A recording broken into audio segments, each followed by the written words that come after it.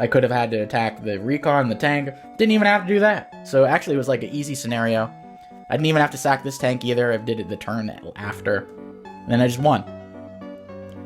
So those that think I got lucky might want to know that I put a lot of effort into this elaborate trap. I might not be as good as Toulouse or Dead FS and Advanced Wars, but I'm more devious than them. That cannot be denied. That is one hill I will die on. They might be better, but I'm more tricky. And I got more grit when I want to. So, I think this demonstrates you can win unconventionally, playing well, even if you look like... This looks like a shit game. This looks like I just played like ass cheeks, and then I got lucky. But it couldn't be farther from the truth. And I just wanted to show a game where you can unconventionally win. A lot of the times when Semi wins with Victory March, they're like winning the majority of the game as well. It's not a lot that you find someone throwing their whole army in order to win. So as Zuxna, what could he have done? Well, if he sends this back, he probably should have withdrew this tank and killed one of those tanks. He has to kill the copter.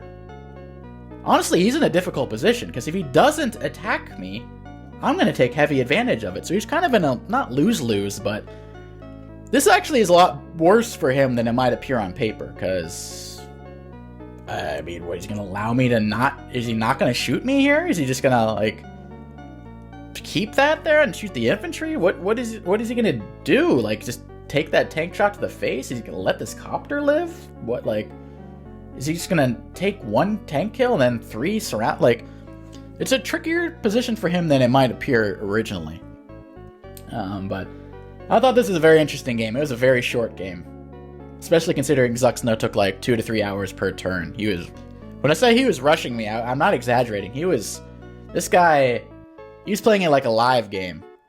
And when I sensed that, because I've fallen for this trap myself before, when I fall for something, I don't fall for it again. In fact, I will weaponize what has been weaponized against me, and I will use it on someone else. That's one of the better things you can learn about Advanced Wars. If someone beats you with a certain strategy, learn that strategy, and smack the cheeks out of the next person who falls for it. But this was a very interesting game. I hope you guys learned something about trickery. This is one of those rare trickery Advanced Wars games. A lot of the time, it's a back and forth brawl. Most trickery is in Fog. But that's not necessarily true all the time. Sometimes you can have some trickery in standard games, and this was one of them. Sometimes the baboons are not as dumb as you might think at first. Oh, they're behind in the cages.